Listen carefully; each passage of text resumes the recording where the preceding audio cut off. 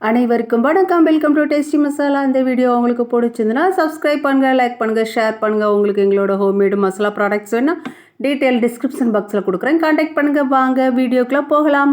இன்றைக்கி நம்ம பார்க்க போகிற ரெசிபி திருநெல்வேலி சைட்லாம் கடையில் கிடைக்கிற முறுக்கு தான். இது நம்ம புதுசாக ட்ரை பண்ணியிருக்கோம். வாங்க பார்க்கலாம். இந்த அளவுக்கு நல்லா கிறிஸ்பியாக இருக்கும், டேஸ்ட் சூப்பராக இருக்கும். கண்டிப்பாக ட்ரை பண்ணி பாருங்கள். ரொம்பவே சாஃப்டாக இருக்கும். இன்றைக்கி ஒரு புது மெத்தடில் செய்கிறோம். வாங்க.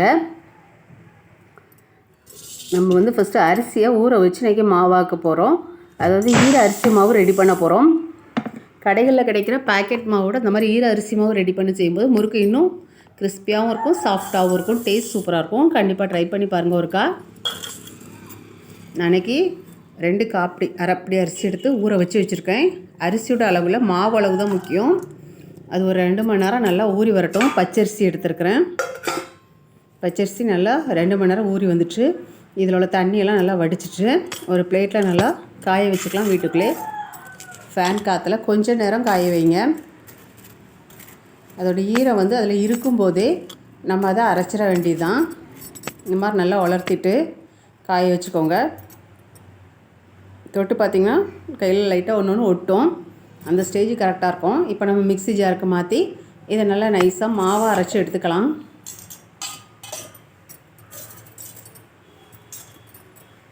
இந்த மாதிரி செய்யும்போது தான் கடைகளில் இந்த மாதிரி தான் செய்வாங்க. உளுந்து கம்மியாக போட்டாலும் டேஸ்ட் சூப்பராக இருக்கும்.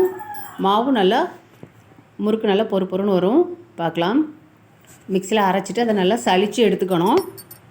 சலிச்சிட்டு மறுபடியும் ஒருக்கா நல்லா அரைச்சி எடுத்துக்கோங்க மாவை. இந்த மாதிரி நைஸ் மாவாக சலித்து எடுத்துக்கோங்க.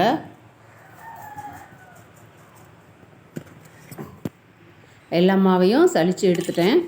இந்த மாதிரி நம்மளோட பச்சரிசி மாவு ஈரத்தோடு தான் இருக்குது. லைட்டாக இதுதான் ஈர அரிசி மாவும்பாங்க. இது இருக்கட்டும். இப்போ நம்ம 1 டம்ளர் அளவுக்கு உளுந்து எடுத்து அதை நல்லா லோ ஃப்ளேமில் வச்சு வறுத்து எடுத்துக்கலாம்.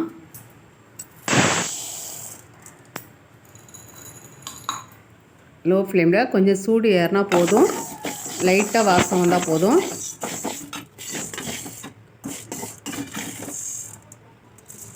இந்த அளவுக்கு வறுபட்டால் போதும். நம்மளோட உளுந்து ரெடி ஆகிட்டு இதையும் நல்லா மிக்ஸி ஜாரில் அரைச்சி சலித்து வச்சுக்கலாம். நைஸாக ஒரு திருப்ப அரைச்சி நல்லா சலிச்சுக்கோங்க. நைஸ் மாவாக எடுத்துக்கோங்க. இப்போ நம்ம அரைச்சி வச்ச ஈர அரிசி மாவு தான் அளவு. மாவு 4 டம்ளர் போடுறேன். பாருங்கள்.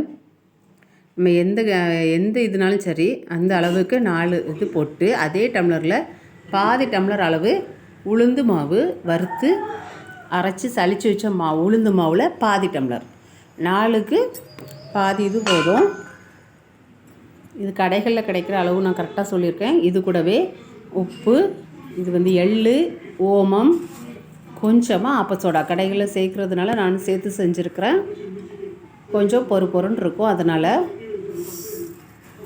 இல்லை வேணாங்கிறவங்க ஸ்கிப் பண்ணணுன்னா பண்ணிவிட்டு உளுந்து மாவு கூட கொஞ்சம் சேர்த்துக்கோங்க. ஆப்பசோடா, எள், ஓமம், உப்பு தேவையான அளவு போட்டு நல்லா மாவு கூட கலந்து வர்ற மாதிரி விரசி விட்டுருங்க. அதுக்கப்புறமா எண்ணெய், நீங்கள் எந்த எண்ணெய் வேணாலும் யூஸ் பண்ணிக்கலாம். தேங்காய் எண்ணெய் யூஸ் பண்ணிங்கன்னா கொஞ்சம் வாசம் இருக்கும். பிடிக்காதவங்க சன்ஃப்ளவர் ஆயில் ஏதாவது ஒன்று சமையல் எண்ணெய் கொஞ்சமாக சூடு பண்ணி ஊற்றிக்கணும். நல்லா சூடு ஏறின உடனே அந்த சூட்டோடு நம்மளோட மாவில் சேர்த்துக்கணும். பார்த்தாலே தெரியும் நல்லா சூடாயிட்டு. சேர்த்துட்டு ஒரு கரண்டி வச்சு லைட்டாக கிளறி கொடுத்துக்கோங்க. கை வச்சா சுட்டுரும். அதனால் நல்லா மாவு கூட மிக்ஸ் ஆகிற மாதிரி லைட்டாக கிளறி கொடுத்துட்டு அதுக்கப்புறம் கையை வச்சு நல்லா விரசி விட்டுருங்க மாவு கூட சேர்ந்து.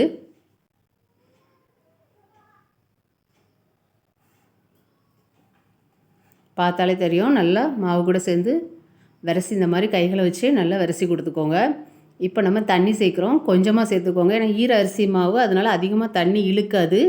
இந்த அளவுக்கு முறுக்குக்கு மாவு விரசி வச்சாச்சு. சப்பாத்தி மாவோட கொஞ்சம் தளர்வா விரசிக்கோங்க. இப்போ நம்ம அச்சில் போட்டு புழிஞ்சிடலாம். இந்த மாதிரி 3 ஹோல் இருக்க அச்சு தான் எடுத்துருக்குறேன். இதை நம்ம சேர்த்து இப்போ முறுக்கு சுட போகிறோம். எண்ணெய் சூடாயிட்டு நான் ஒரே முறுக்காக பெருசு பெருசாக சுட்டு எடுத்துருக்கேன். நீங்கள் நிறைய எண்ணெய் வச்சு கொஞ்சம் கொஞ்சமாக கூட சுட்டு எடுத்துக்கோங்க. சின்ன முறுக்கா உங்கள் சைஸுக்கு. பார்த்தாலே தெரியும் முறுக்கு நல்லா புஷ்ஷுன்ட்டு கடையில் கிடைக்கிற மாதிரி வரும். அது அந்த ஆப்பச்சோடா சேர்க்குறதுனால தான் அந்த கடையில் கொஞ்சம் புஷ்ஷுன்ற இருந்த மாதிரி இருக்கும்ல, அது அதனால தான். ஆனால் கிறிஸ்பியும் டேஸ்ட் சூப்பராக இருக்கும். திருப்பி விட்டு ஒன்று ஒன்றா எடுத்துக்கலாம். நல்லா கோல்டன் ப்ரௌன் லைட்டாக தான் வரும், ரொம்ப நிறம் மாறாது. இந்த முறுக்கு உளுந்து கம்மியாக சேர்த்துருக்குறோம், டேஸ்ட் நல்லாயிருக்கும். ஆனால் வெள்ளையாக தான் இருக்கும். இந்தளவுக்கு நம்ம எல்லா முறுக்கையுமே சுட்டு எடுத்துக்கலாம்.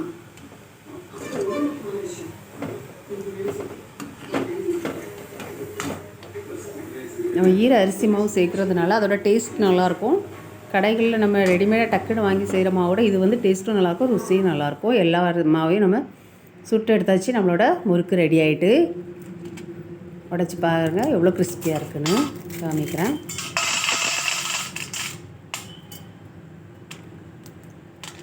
நம்மளோட சுவையான தீபாவளிக்கு முறுக்கு ரெடி ஆகிட்டு நீங்களும் செஞ்சு பாருங்கள்.